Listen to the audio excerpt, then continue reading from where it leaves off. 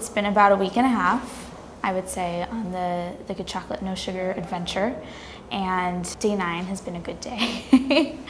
I was able to go for a run and feel totally energized. I ran for like 45 minutes and didn't feel tired at all. And I got to the end of it and I was like, oh my God, that felt like 15 minutes. So that was really cool. That doesn't always happen. I'd say after the first kind of slump, I didn't really have a deep craving for sugar. The Good Chocolate really helped me kind of stave that off. But I do feel like I'm on an uphill, being able to go to sleep at like 10:30 at night and not feel groggy, but also be able to fall asleep and not stay awake kind of as I'm laying in bed, tossing and turning. That's been really amazing. And then, being able to mentally, I'd say that's one of the biggest things, is just mentally be prepared to go for, a run or go for a workout or go for a walk. I don't feel as kind of tired and I don't put it off in my head. So I've had this kind of mental shift and I just feel a little bit lighter, which is really nice. It's been much more difficult. I did bring my Good Chocolate with me. So in moments of mental struggle, I did eat one this morning, but I do have to admit that after lunch, we did run into Momofuku Milk Bar, and if you don't know what that is, it is only in Las Vegas and only in New York, and I've never been. My team, Danielle, is not here with me, so that's been really difficult. I did go and try their cereal milk as well as the cookie, and I bought a bunch back for the team. Does milk need extra sugar? Probably not, but it felt really good to have this nostalgic moment with cereal milk, and I think that every child who ever drank cornflake milk understands what I mean. So, yep, that was my sin for Vegas, but I'm hoping to then finish off the rest of the week, or the 2 weeks clean.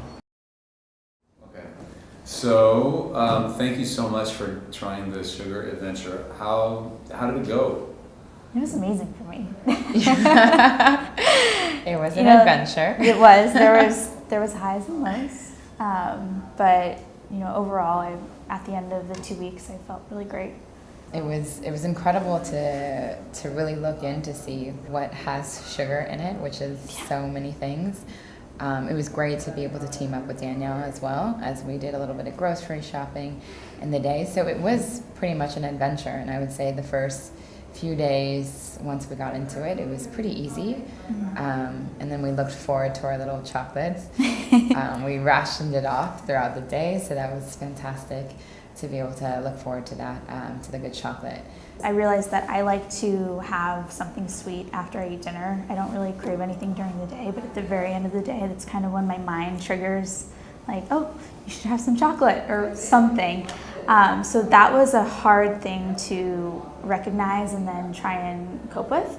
I did realize that going for a run or working out made me not want anything. It made me really want water, actually. We had enough to have, I think it was 2 chocolates a day.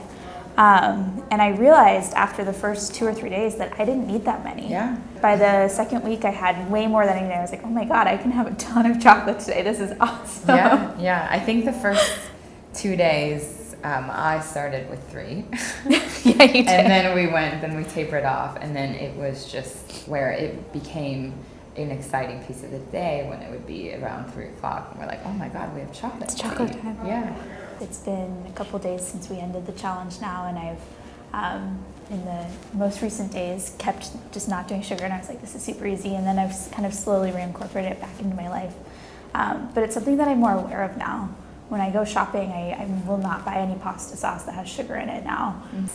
The self-awareness, as well as just spreading the awareness too. I think that in the sugar adventure, it was fun to actually share that, because people would be like, whoa.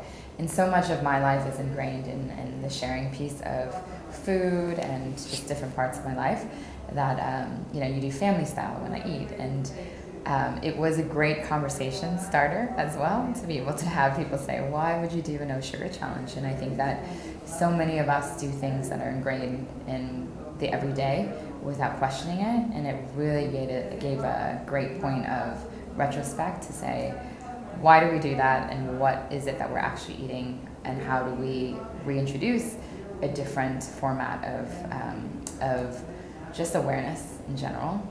Part of feeling clean, the good chocolate also feels very clean when you eat it. So it's not, I think that oftentimes when I eat chocolate, I feel like that sugar rush to almost like, you know, when you get a little bit of the sweats because you ate a lot of chocolate.